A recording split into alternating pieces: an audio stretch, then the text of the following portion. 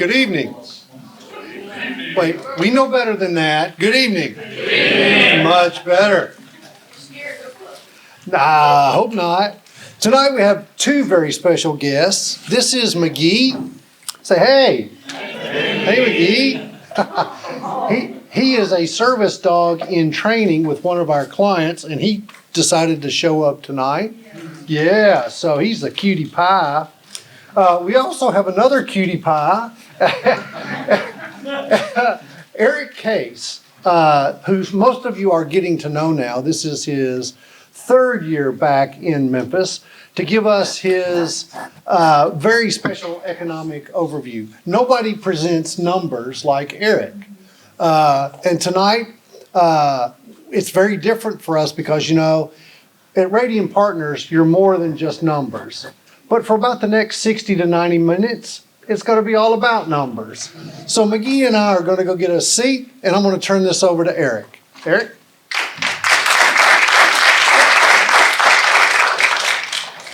All right, good evening, everyone. Great to see everyone. I love being here. You know, Larry, colleagues, friends, thanks for inviting me back again.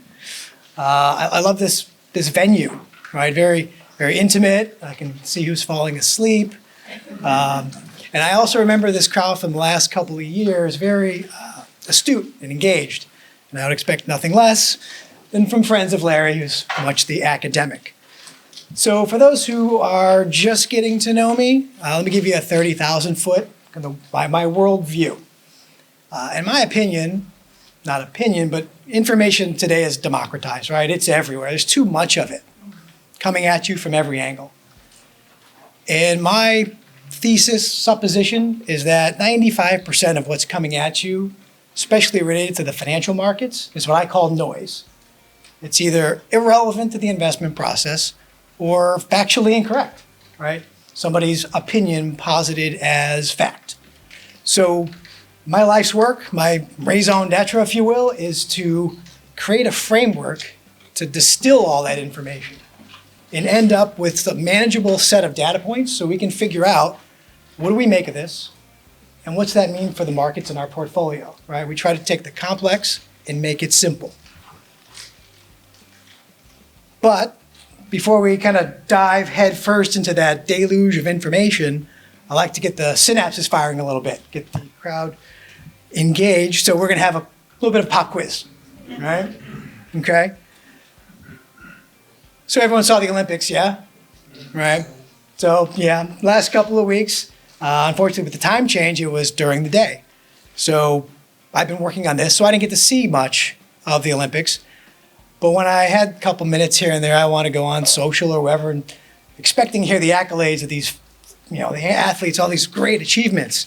But what do we see? Whatever this was, right? Coverage of this thing. This guy who didn't win, because I don't know how to say this right, but couldn't get all of himself over the bar, right? Thank God for this guy, right? Coverage, well-deserved, Snoop Dogg, right? I think he was kind of the hero of the Olympics. The only guy more gangster than Snoop was this guy. Did anyone see this fella? Yeah. So this guy won the silver medal. It appears like he was on the sidelines having a beer. And they called his name and he was like, hold my beer, I gotta go do something. All these other guys had these, you know, intricate glasses, gear. Now, those look like readers from Walmart, right? But to me, that was fantastic. But that leads us to our first question. Who do we think all time, country-wise, has the most medals? Any A's? America? A's, okay. Any B's? Got one B back there? Any C's? Okay, it is America. All right, now it gets a little harder. Cumulatively, how many medals do we have? All years. All years. Big number. 40 years. Price is Right style. Anyone closest without going over is going to get a prize at some point. Probably mailed to them. 3,600? You're close. Any others in the ballpark? 601. You won. There's one. Winner. 2,789. All right, pretty big number. All right, next question. We're hearing a lot about the Fed all year, right? Coming into this year, they said, we might cut rates. What did the market do? Accounted for 7 rate cuts, right? Ridiculous. Market backed that out. Now all of a sudden, the Fed flinched again. It looks like maybe they're going to cut in September. So the question would be, how many total basis points do we think we're going to get this year in relief? Anyone say A, 50 basis points by the end of the year? Couple, okay. How about B, 75? B, okay. Any 150s? Okay. Well, don't look at me, I don't have the answer. I'm good at this, but I'm not clairvoyant. The reason I do that as a poll, though, is because based on the audience, there is some information to be gained. All right, we've all seen Who Wants to Be a Millionaire. If it's a diverse audience, typically the audience is correct. If it's a room full of economists and they all have the same answer, it's 100% not going to be that, right? So it seems like 50 to 75 is probably the consensus, and I think that probably tracks. All right, so let's get into the material. What's the easiest way to eat an elephant? Bite-sized chunks, right? So that's how we approach our material, right? So we have basically 3 segments that we're going to cover, and the cadence goes like this. We're going to talk about where we've been. Now, where we've been is nothing more than me regurgitating slides that we showed at our kickoff in February, right? Not really cherry picking, just showing you what was the accumulation of data that we looked at to make our worldview about what we thought the markets were going to look like for the next 6 months, and how'd that turn out? It's basically our scorecard. Then we take a look at where we are. So our process is multidisciplinary, right? And so what that means is we're not just bottom-up analysis. We're not just looking at fundamental analysis or data. It's important, but if you stop there, that's where most get into trouble. We also incorporate technical analysis into the process and behavioral finance, right? So the nexus of that kind of Venn diagram is where our process exists. And so that's why we're able to distill all these different data points and not get caught in any one, methodology. Then last, we'll now take those data points that we thought were important and synthesize them and figure out, okay, what does this mean for the investment landscape? And what's that mean for us? Is there anything we need to do to course correct or make changes in our portfolios? All right, so where have we been? Now, this kind of thing runs through a lot of my presentation because I want to continue to reiterate that what you get in the media is typically not useful, all right? I actually subscribe to a lot of magazines for the covers, right? Magazine covers are very good contrarian indicators. So by the time it got to them and to print, it's over, right? Or the exact opposite thing should be done now. And I'm just picking on Forbes here, but I can do this with any of the other publications. This is just 1 year. That person's in jail, that person's in jail, that person's in jail, that company's bankrupt. So, and this goes back to behavioral heuristics. Just because somebody's on TV, there's this thing called implicit trust, right? Just like with me here, I may even know what I'm talking about. But Larry said I'm an expert, right? And so there's some trust there. When people go on TV, we assume they were vetted or something, right? And the reality is they're not, right? They just have something salacious to say one way or the other. And that's what gets them on TV. So just, again, giant grain of salt with anything that you hear in the media because there are no disinterested parties, right? So let's look at forecasting. A lot of people know my position on this. This is an exercise in futility, right? We don't know what's going to happen in the market tomorrow. You're telling me you're going to pinpoint the exact number of the S&P 500 1 year from now? It's nonsense. Unfortunately, people have to do it because that's their job, right? All the firms on Wall Street have somebody that's their unfortunate job to put out a number. And so I'm going to go back 2 years on this, just again to kind of drive home the fact that much of what you're hearing is not going to be helpful to you in formulating your own investment opinion. So let's look at 2022. We had a nice year in the markets the year before, right? S&P ended at 4,700. What are all the experts saying? Market's definitely going to go higher. Now, the beauty of these talks we have is we record them all. You can go back for posterity and look at everything I've ever said. Coming into 2022, and even at the end of 2021, we had a completely different posture on the market. Basically because we knew, and we'll get to this later, that the Fed is always late and then they always react too quickly. So when interest rates are going to rise rapidly, that's going to put pressure on stocks and bonds, right? So our opinion was a little different. Obviously the market went down and we were on the right side of that. Now let's flip to last year. Now here we have classic signs of recency bias and anchoring from the investment community. Because when we talk about how bad investors are, I know everyone thinks we're pointing the finger at investors. It's money managers too. They all fall under the same shortcomings and heuristics behaviorally. So if we looked here, nobody could really see their way to the market doing anything last year. They're wrong, right? And I won't go through all the data from 2 years ago, but at the end of the day, this is a good encapsulation of what our idea was for 2023. This is more of a technical in nature, but it's a cycle composite, meaning I'm looking at various cycles that impact the markets, presidential cycle, seasonal. And all you need to know is the blue line is the one we put up in January, and the red line is what the market did, right? Now, it's not going to be exact. It's not going to be price prediction. Again, I tell you that that's impossible. But we can get an idea for the shape and the path of the market. And it looked up and to the right to us. So we figured we've got the wind at our back, if you will. So let's look at this year, right?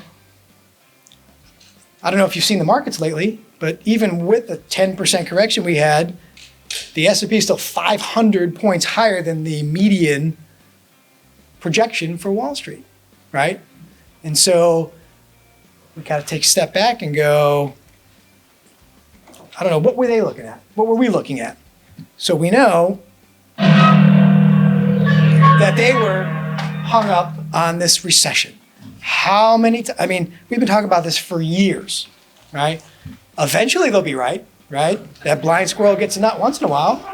But how do we just keep talking about it? And what happens is when you're, it was interesting, one of the well-known Wall Street analysts finally resigned because he was pushing his recession narrative so long that he just couldn't hold his job anymore, right? And they're like, if you're wrong, it's okay to be wrong. Not all right to stay wrong, right? You can't get anchored into your opinion. So if I looked at, if we thought there was a recession coming this year, we go back to the data. I don't care what I'm hearing, what people are saying. Let's look at the actual data that has predictive value to let us know if we're in or near or there's a recession pending. One is GDP, right? Typically, you're going to see slowing of growth, negative growth, right? I don't know. I see 6 blue bars there, all positive. So to me, and I add the emoticons just so you can tell what I'm thinking, in case you were wondering. I think this was fine, right? No problem to me there. What about unemployment? Talking about this a lot. Now, clearly you can see those gray verticals, that's recession. And we see how unemployment curves up, obviously, prior. We hadn't curved up yet, but we couldn't go any lower. Like you're at under full employment. How much lower can you go? I mean, let's get real here. So we hadn't really curved up yet. So again, I wasn't too worried about that data point. The one that was kind of had our scratching our heads a little bit is the leading economic indicators. And again, not to get in the weeds or minutia, but essentially it's an index, luckily for us, that when we track it, it leads where the economy is going, right? So it has some predictive value. Same thing here when you've got the The verticals are recessions. What's happened here, though, is we have curled over, and we actually have retraced pretty deep on there, but with no recession yet. So to me, this is a question mark. But again, this is why we don't use one indicator. People that get themselves into trouble use one. Oh, this one's never been wrong. Well, it's only been 10 times. That's not a data set. You need thousands, right? Yeah, so putting these three together, we had two of the three that were making me not very nervous about the market, right? So we felt like, yeah, that comes through a little strong. There's a volume button right there. Where? Right at the top, to your right, on the panel. Oh, okay. Yeah, you see, like, no, not my stuff, but yeah. Next time. I don't. All right. So we weren't worried about the recession as much. We were worried about inflation and what that means. Because really, again, my hope is to distill information, and it makes people confused sometimes. So I think there's really only been one topic for the last 4 or 5 years in the market, right? It's the interplay, the dance of interest rates and what that does between inflation and the economy, right? Pretty simple. And so what were we seeing here? Well, we had the Fed to deal with, right? And we know they make policy error in two ways. One, they can go too slow, which they did, right? We left rates artificially low for years too long, creating artificial, money in the economy. The other thing they do is then they go too fast when they raise rates, right? And the reason they do that is because, again, the effects of monetary policy are long and variable, right? And by variable, I mean, years, at least a year. So imagine you're driving your car and you turn the steering wheel and the car doesn't react for even 30 seconds. That makes things a little bit dicey, right? So imagine if you hit a lever and you don't see the results for a year, right? And then the data you're looking at is, backward looking. So again, we know that the Fed is always late on both sides, but instead of crying about it, why don't we use that to our advantage, right? We know what's going to happen. So this is a slide from maybe 3-4 years ago, right? And this was at the time when everyone remembers this, where, inflation's transitory. It's a supply chain, whatever. Complete narrative nonsense, right? We know inflation comes from one thing and one thing only. Too many dollars chasing too few goods, period. That's it. I don't want to hear any other opinions because they're all wrong, right? And so how did we know that inflation was much higher? When they were telling us it was 3, 4, I'm on record saying we thought it was maybe 8 or 9. And we know that because the money supply from 2010 to 2020 was inflated by 100%, and through COVID it was another 30. Massive amount of cash that has to push the price levels up. Now where are we coming into this year? Well, now we know if they go too fast on the upside, something breaks, right? And so, and again, I think the Fed gets a bad rap, and they're brilliant. It's because the tools they have, again, not only are the effects of what they're doing long and variable, the tools they have are blunt instruments, right? So it's kind of like taking the best orthopedic surgeon in the world who can replace hips with his eyes closed and going, well, I want you to do this, but I'm going to give you a hammer and a chisel. Going to get it done? Probably. Will it be collateral damage? Surely, right? And that's the problem with the Fed. They're looking at old data, and every little move they make makes big waves, right? So it's very hard to kind of course correct. But what were we looking at? Remember we talked about money supply. Well, the red line's the money supply. We're finally starting to come in. And why is it coming in? Not because the Fed raising rates. That at this point in time is actually irrelevant, right? No banks borrow anymore from the overnight window. We've gone to an excess money supply. What they do is when they buy and sell treasuries. So what you want to look for is, remember the balance sheet roll-off? That's what actually took money out of the system. And what happened months and months ago? They cut it down because nobody's looking at that, right?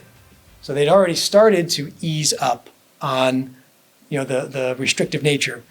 But from what we were looking, I think inflation's under control. We knew the Fed wasn't going to raise anymore. And in fact, we thought they had the pathway to at least come in at some point, right? So again, to me, that was all good data. Again, just a reiteration, price levels were approaching,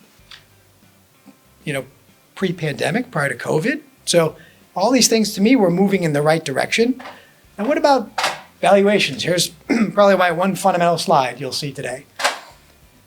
So stocks were cheap coming into 2023, right? Because the 22 pullback. Coming into this year, they weren't cheap, but they weren't overly expensive either. And why is that? Because they were growing earnings. Our companies are doing fairly phenomenal, to be honest, compared to the rest of the world. So they weren't great valuations, but they were okay, right? So I wasn't even disturbed by the prices we were paying for equities at the beginning of this year.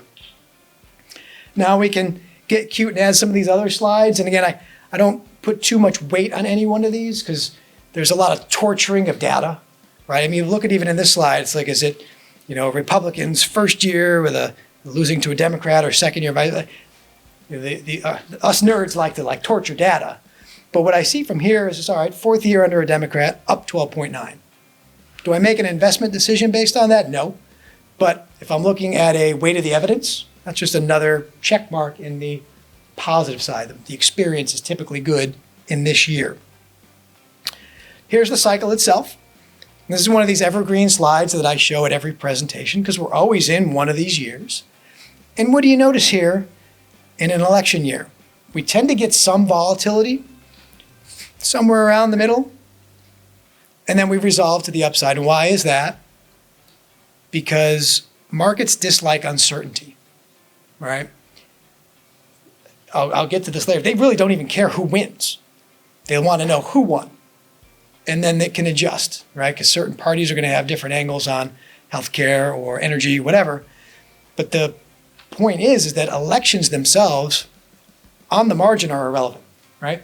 And so, we would expect some volatility this year, but ultimately to end higher. Now, here's the same composite setup you saw from 2023, now in 2024. And again, what do we see here? If you confuse the data more and add the 10-year decennial cycle and the seasonal cycle to that presidential cycle, what do you see? Up and to the right. And that's what we're looking for. Same general, choppiness to higher, right? So that's all good to me. Now we have what I call our North Star, right? So one of the foundational elements of our process is relative strength. You might hear is momentum. It's basically Econ 101, supply and demand, right? More demand, prices go up. More supply, prices go down. That's in anything. It's in produce, it's in real estate, it's in stocks. So what you're looking at here is a simple visual representation. It takes about 1 million calculations every night to get to this spot. But we're just weighing supply and demand between and amongst the asset classes. So all you need to take away from this is green is good, red is bad, right? And so at any given time in our portfolios, we're going to be overweight the top three and either zero or underweight the bottom three. It's really simple. Sometimes when I hear myself talk, I'm like, wow, anybody can do this, right? It's so simple. So where were we from last year into this year? Not a change, right? And these are things that take the noise out. All the things we're hearing in the media, U.S. equity actually got stronger over that period. International commodities have been tied for second for a year or two now, because there's been a lot of rotation under the surface, what areas are working. But in general, my takeaway would be all three of the risk-on asset classes are at the top of the leaderboard. When I get worried, like I did in 2007, is when fixed income and cash move up the board. Then we've got problems, right? And so far, I'm not really seeing anything that would suggest that any pullbacks we get are just that, right? 5, 10, 20% pullbacks, right? Not bear markets. So how do we do? All right, for this year, we were mostly fully invested based on that accumulation of data. I didn't think the recession was here yet. Stocks weren't that expensive. And the cycle said we typically have a positive experience this year. Now, I will qualify something that we've been talking about for months, is that S&P 500 number is misleading, right? 15%. The average stock did 5%, right? The S&P 493 did 5%.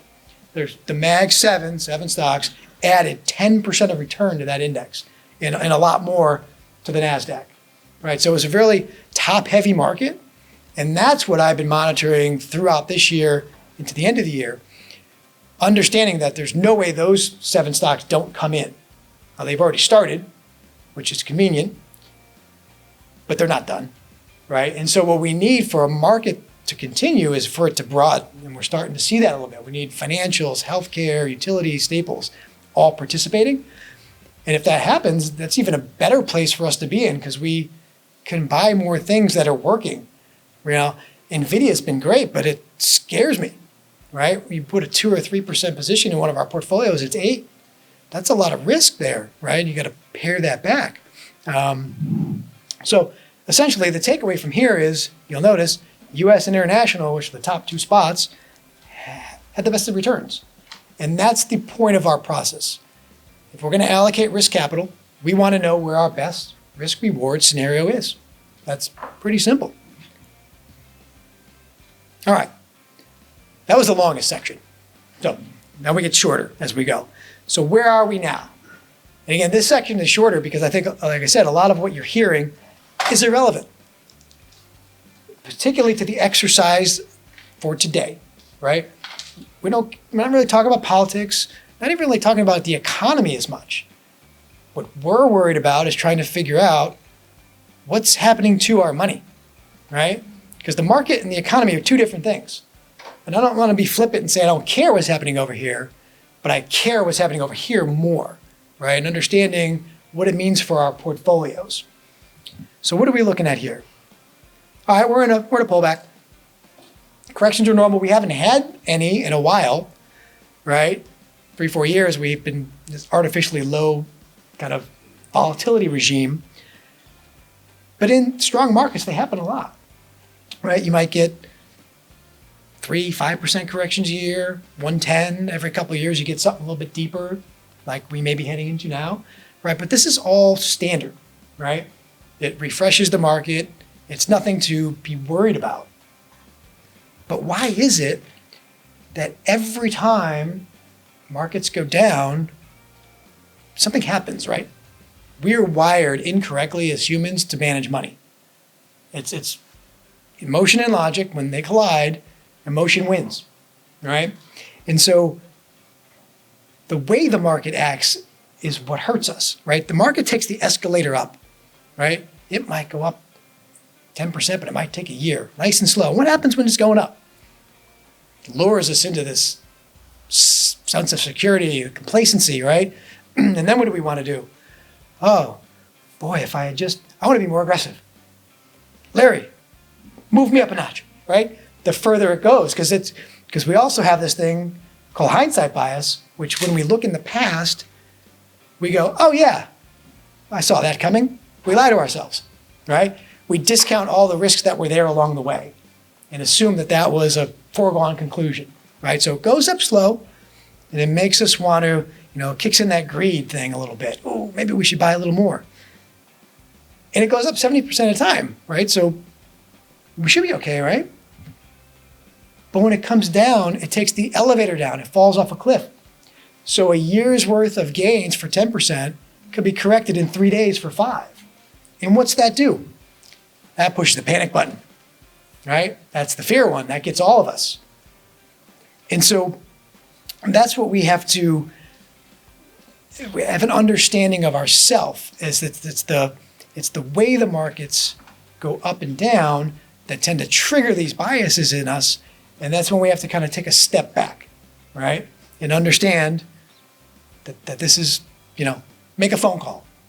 Call Larry, call somebody. Say, hey, just talk me off the ledge here, right?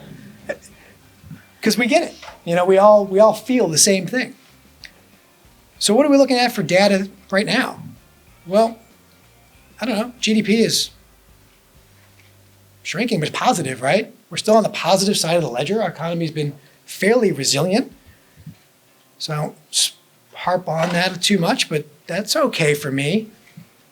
Unemployment, you're probably hearing a lot about this one because, again, everybody's got their rule or their angle. So in this particular slide, the suggestion is that if unemployment goes up by 0.6 points or 0.6%, oh, that signals the recession. You hear people talking about the SAM rule everywhere, and that's a half a point.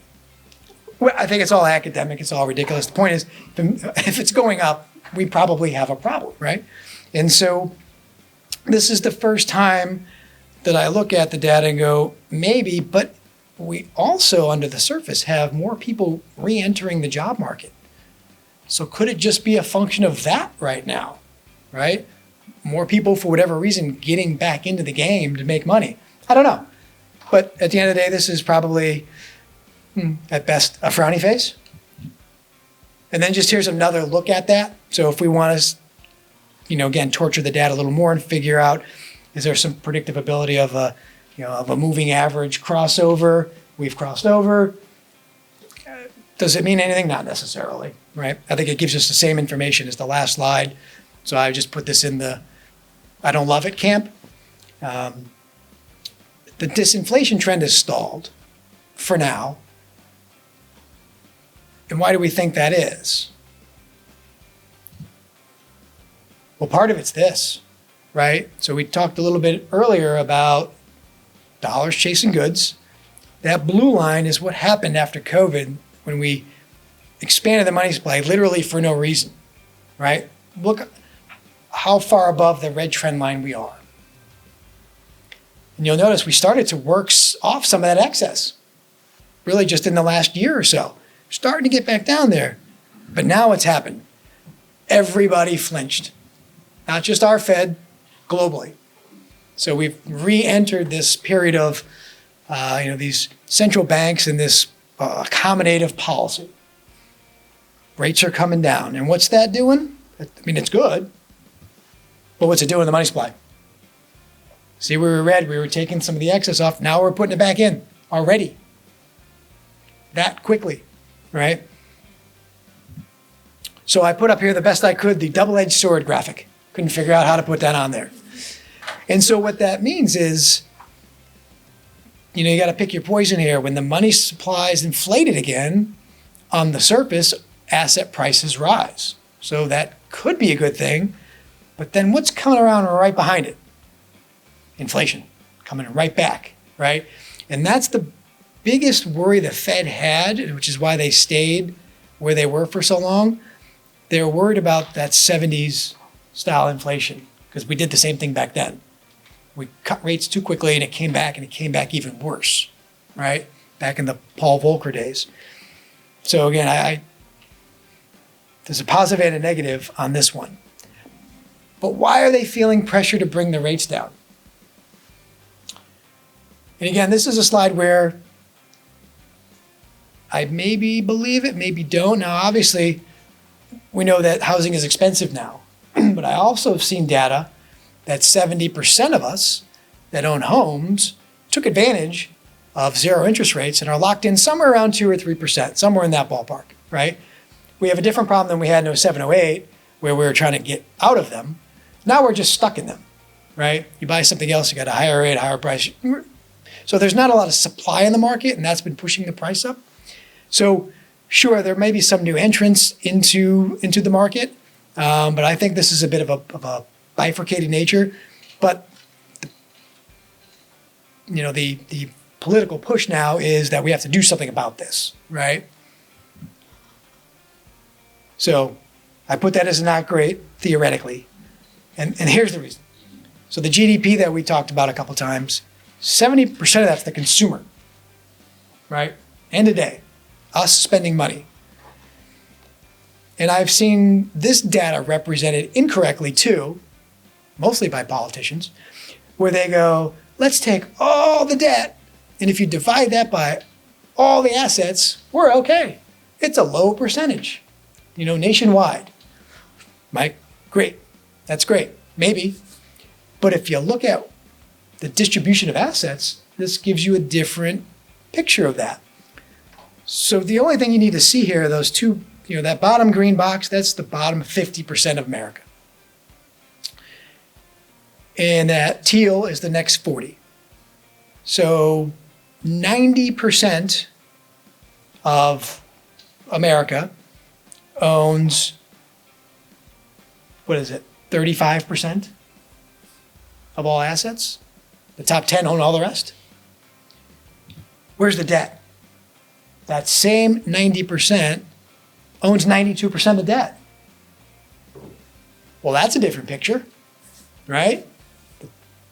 The top 10 are sitting pretty. The bottom, and this, as of December of last year, 62% of Americans are living paycheck to paycheck, right? That's what the government is looking at this point and trying to, justify moving rates down. It's that, that situation is not great. And then if we look at where we are with late payments, particularly with vehicle and credit card debt, and a lot of that debt came from what, right? We had forced savings through COVID. Everyone's balance sheets were looking good, a lot of money on hand. And then what happened when we reopened? It was revenge spending, right? Everyone wanted to, you couldn't get into a restaurant, travel. But then what happens? You get accustomed to that nice lifestyle, right? And even though prices go up, you don't want to stop. So after we had exhausted all of our excess savings, now people are going on credit cards, and we know that the vast majority are maxed out, right? That's what we were looking at last year. Now we see a higher number of those starting to default, right? So again, these are things that make me a little bit nervous about the market.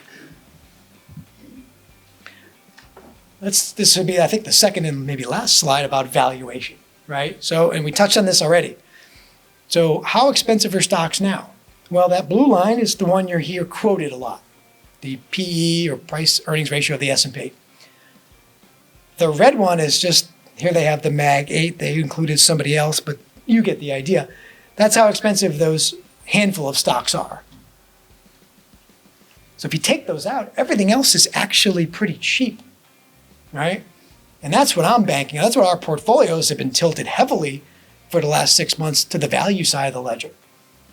Because if this thing rotates, which it has started to, there's a lot more money to be made in the value areas of the market, right? The days of buy the S&P and the Q, and that's all you need to do, that was great for the last decade. I don't think the next decade looks like that. I think it might look like the previous 10 years where the S&P went nowhere. International stocks or commodities went. So I think we're looking at a little bit of a regime change here. And I think the last couple of weeks, a bit of a wake-up call for those who just wanted to own a handful of stocks and think, oh, I just need to buy NVIDIA and whatever else, super micro computer, and I don't have to do anything. I'll be worth zillions of dollars, right? So the PE, the average stock, gets me more excited. Here's the valuations. Now you've probably seen these style boxes, we call them. Basically just saying, with large cap stocks, mid caps or small caps, and we break them down into kind of the value versus growth. And we notice the upper right quadrant's the one that's been working for so long. But you'll notice that lower left and even along the bottom tranche there's some cheap stocks. Some for a reason. They're just terrible. But there's also just some value areas of the market. So I like that. And then what about earnings? Right, again, this is another one of those very simple concepts. When earnings go up, stocks go up. Not rocket science here, right? That orange line is earnings, the blue line is the S&P. They follow each other pretty closely. And what do we have? This year's earnings, en masse, higher. Heading into next year, the estimates, higher. So all these things for me are pretty good. So let's try to put a bow on it, right? Let's figure out now, we've kind of distilled some of the data to know which ones we think are most important. So now let's synthesize that. And let's see what we think the next, say, 6 months or so are going to look like in the markets. Understanding this, right? So we talked about escalator up, elevator down. I also want you to think about the market as a pendulum, or one of those kinetic energy things where the balls go back and forth. So when we talk about fundamental, here's what something should be worth, right? That's the bottom, the equilibrium, homeostasis, whatever you want to call it. It's when you're, this is what this company should be worth, right? That's 6 o'clock. But what happens in our market? Well, we swing one way, we get expensive, right? We get momentum, we get euphoria, people keep buying, and it goes one way. What happens next? Something's very, very overbought. Have you ever seen a pendulum swing and just stop at 6 o'clock? No, it's got momentum, so what's it do? It overcorrects the other way. It overcorrects back forth. So what things are worth in the market, spend very little time there, right? They spend time dancing around that price. And so that's where something like, no, we don't want to get in the weeds here again, but we talk about the standard deviation of something. All that means is how far does this stock or ETF I bought vary from what I think it's going to do? If the average is 10, is it going to be 12 to 8, the range? Or is it going to be 0 to 20, right? And so an understanding of that will help you be able to survive volatile markets. Because when markets get choppy, they're going to start to swing, and depending on what you have in your portfolio, that's how much you can expect it to move around before you have to get nervous, right? So again, that's an important concept, just understanding the over-corrective nature of the markets. Inflation. I mean, we said this at the kickoff 6 months ago. It's already at 2. It's not a problem. If anything, when we get together again the next 6 months, we're going to be talking about, are we worried about deflation? That's the bigger risk, right? But for the purposes of today's exercise, inflation, I believe, is largely in check for now. This is just a commodity index, and I put this up here. This is a confirmation of inflation, right? So when the price levels go up, what happens? Your lumber, all the things that we use to build stuff, those prices go up. We look now, we're back to pre-pandemic pricing. So again, nothing particularly bad here. What do stocks do around rate cuts? As we know, well, supposedly, 100% chance that they're going to lower rates in September. Is it 25, 50? We don't know. But what I want you to look at is that line that says first rate cut, and then just look out the next 6 months. We don't have to worry ourselves with the tail there, but the 6 months following that first rate cut, the markets usually respond positively for any number of reasons. Mostly it's just euphoria, or just the old kind of standard concept that lower rates are better for everything, for the economy, for asset pricing. So for today's exercise, I'm looking there. The other ones get into, are they raising fast or slow? I don't think it matters. We'll talk about that next time. But for today, we get a cut, we would expect the market to react positively at first. And hopefully, the lower rates help us curb this, right? Because we've got that same late payment slide showing that we are more in default than we were coming out of COVID, nowhere near the great financial crisis of 2008. But again, this is one that concerns us, which is why I bring that slide up again. This is one of the only things that really concerns me right now is losing the consumer. All right, here's that cycle slide again. Same slide from earlier in the year. And it seems like we're in it, right? We're in the volatility. You would fully expect the next month or two to be choppy. More 3% moves, more 5% moves until we get through the election, right? And then I think that's when the market takes a breath and resolves itself. Because what we have in front of us is going to be a circus, right? on both sides. So we have the Teflon Don who survived an assassination attack, right? So he's got a lot of street cred going for him right now. And then on the other side of the ledger, we have someone who was essentially assassinated by his own party. And so we're kind of, it's a confusing time in the election. And the next slide I'm going to show you is probably the best slide I've ever seen, right? Well, maybe I should tone that down. It's a lot of expectation there. But remember we talked about earlier, there's these, the nerds like me like to get in rooms and make these spaghetti charts of all these different iterations of what could happen if this guy wins or that guy wins, and you hear it all the time, right? People on CNBC talking about it all the time. It doesn't matter. Every 4 years I have to make the same pitch. It doesn't matter. I know we like to get caught up in the narrative, but if you were a staunch Republican and only invested when Republicans were in power, you're that red line. Same thing with Democrats, you're the blue line. If you just invested in the market, you're the black line. Right? So it doesn't matter. Right? If anything, the market's like gridlock. Right? They like when neither side can do anything stupid. Right? And that's kind of the point of this slide. So as we get worried and get nervous about what's going on, and especially since our optics are slanted based on what media wants to show us, right? They're trying to push a narrative. Just keep this slide in mind. It doesn't matter, right? And I can email it to you if it would feel better. Print it out, put it above your bed. So let's look at the composite. This is that blue slide from earlier. The blue is the suggested path of the market. The red's where we are. Tracked okay, like maybe that correction we had was really, that first big dip for June, and the one we're in now is that a little late for August, a little early. It doesn't matter, right? But the takeaway here is I think the markets look like this for the next couple of months, choppy like that. In whatever iteration we get, I don't think it's a straight line in either direction. But ultimately, I think we resolve to the upside, right? Close out the year in a positive nature. Now let's look at this. Let's go back to, again, you notice there's a lot of slides that I use foundationally because they're pragmatic. That's my whole point in life, is there's no vested interest in any of these things being right. I just want to know what's right, what's wrong.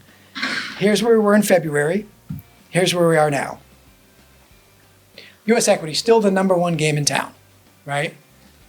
Getting stronger, if anything. We've got a little flip-flop between international and commodities, but they've been so close, if you can see under the surface like I have, for so long, it's an irrelevant move, and that's just a function of, gold was doing well for a while, and now, energy's not. There's the big basket under there. Same thing internationally. India is doing fantastic, and Latin America was great, and then all of a sudden that fell out. So rotation, but at the end of the day, we've got the same setup. Risk assets on top, fixed income, while encouraging that it might actually help us on the go forward, right? It wasn't the typical ballast in the portfolio the last couple of years of rates going up. But now we've probably got a scenario where, rates are either leveling off or maybe slightly down. So that introduces another asset class we can use. But from this setup, I like this. Now here's my last slide, right? Collective sigh of relief. If anyone's seen my presentation, we spend a lot of time in the minutia here. And sometimes I don't like to do that. I spend the time there because I want you to know we know what we're looking at. But at the end of the day, getting into the weeds is what bubbles up those emotional heuristics in us. Because now we're confused and we don't know, is this right, is that right? I like to leave on the long view. This is 100 years of data in this one slide. What you'll see here is basically 5 periods. That's it. These peach boxes were corrective periods in the market where it largely went sideways. Those green arrows are periods where the market kind of exploded higher. Average them all out, they're about 16 years, give or take. And again, they're not going to be exact. So I started using this slide actually 8 years ago because that last peach box, I looked and I thought we broke out in 2016 based on this chart setup. Now at the time, and again, this is why I love documenting things for posterity. If you go back to the media in 2016, the S&P had just gone from 666 to 2,000 to break out of that box. What was everyone saying? That's it, it's over. 300%. I mean, that's a huge move. Market's going to fall back down. But what we know is that whenever they break out of this large consolidation box, we never retest that generational low. And if anything, we're off to that next green bar. So I thought, hey, this could be great for us. We could be into that next big green bar, right? And so we're definitely not early innings anymore. We're 8 years into this bar, but the average is 16. Can we squeeze 10, 15? Can we squeeze 5 or 7 more years out of this move? Probably, right? If it turns, we'll know, right? Again, that's the main point of what our data is telling us. We'll occasionally be wrong, but we'll never stay wrong, right? Something could change tomorrow, and I would come back to you and say, look, hey, we got to make a change. We thought this yesterday, but we have new information to disseminate and to put into our work. But from here, again, taking the long view, I think we're only in the mid innings of a nice big bull market. And from the data I see, I need you to understand that things are going to get a little hairy maybe for the next couple of months. Could get a little choppy. But that would be normal based on the setup I'm seeing. I think ultimately we resolve higher. And so I want you to walk away from here feeling good, right? If it's bad, I'll tell you, right? Because I got my own money in these things, right? But from what I see, I think you expect a little bit of volatility, but I think we ultimately end higher this year. So with that, I will pause for a breath and field questions. I'm here as long as Larry wants me here.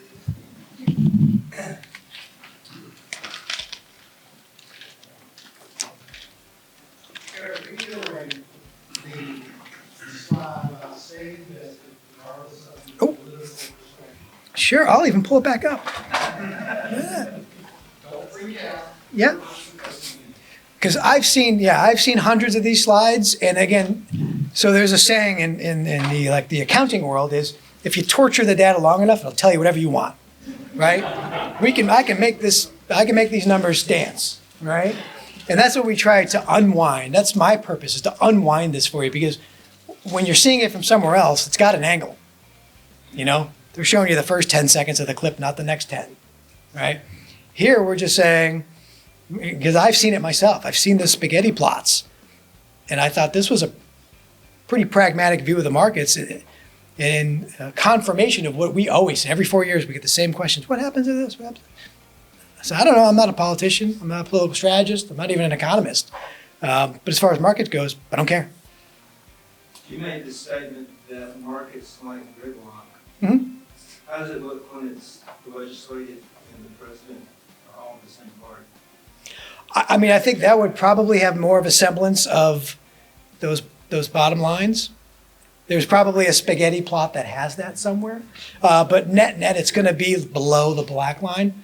I think it's fraught with positives and negatives. And sure, like I said, I think it's mostly, though, a function of, even if there is some unison across the parties, each side will have a different subset that are favored. And so even if these do really well and these do worse, the net is still rotation, if you will. But good question, though. Last week's correction Yes. started with the EA. I understand that Japan got much worse than us, but everyone else sort of got hiccup off of that. Mm-hmm. So can you explain why Japan was positioned to get slammed worse than us? Yeah. And how much interconnectability we have with Japan or any other country if one of them really their market? Mm-hmm. So you talk about how Yeah. does that affect us? That is a fantastic, multifaceted question. There's a lot to unpack there, but it's good, and I think it's important because a lot of things happened at once, right? Sometimes you get these, I don't want to call it a perfect storm, that's kind of cheesy, but our markets were already overbought, right? We talked about that. The tech stocks had to come in. Now, what happened on the margin, you've probably heard this phrase thrown around, the yen carry trade. All that means is our currencies match to any other currency in the world. There's something called interest rate parity. And so whoever's got the higher interest rate, people usually put their money there because you're getting a better return, right? And so for the longest time, Japan's an exercise in terrible economics, right, for the last 30 years. Their rate was basically zero. And so they were in a tough spot already, trying to figure out, they wanted to get their growth going. That's why they've left it there so long. They finally got some growth. So they wanted to maybe push rates up a little bit, defend their currency, if you will. But it happened to happen at the same time that the Fed signaled our rate change, right? And so the disparity was here. Now ours are here, theirs are here. So the differential changes, which means their currency's worth more. And so the unwind you're hearing about is that to create more leverage, right, which is what Wall Street loves to do, is borrow money over here. So I'll borrow money in yen and pay 10 basis points, and I'll buy more NVIDIA. And that's why that part of the area corrected so much here as well. That's where the connectivity happened. So all the big banks were unwinding these positions at the same time, everyone heading for the exits. And so they were buying back the yen, which caused that to spike, and selling off all the over-leveraged assets they had been buying with that borrowed money, right? And so that was the biggest part of that, and I don't think it's over, right? Because Japan is wanting to move their rates higher to continue to defend their own currency, and we are clearly looking to go the other direction. And so that's where it's always interesting on the margin, like what all the other countries are doing. At the end of the day, though, we always have the dollar being the world's reserve currency. And so even if it looks bad, we get that safety bid sometimes. But yeah, that's a great question. That's kind of what happened there. And yeah, their market plunged precipitously on that.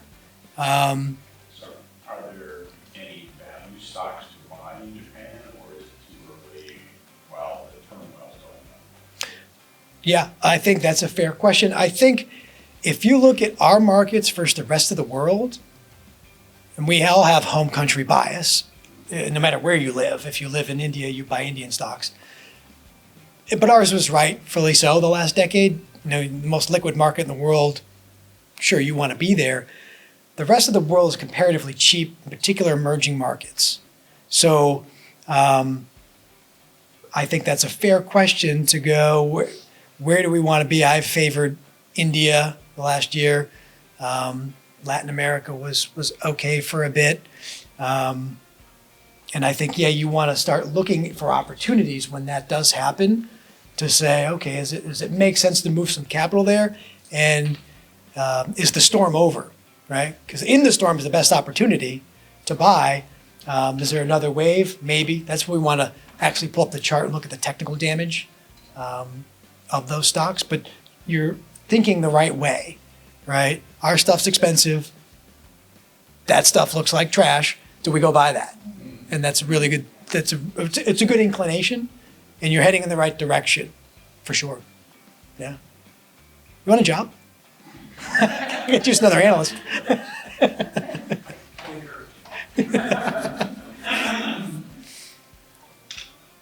Anyone? I know it's intimidating to follow really good questions like that. Nope. Thank you very much. Yes, no problem. Thank you. Eric takes his time every year to come up and give us his insights.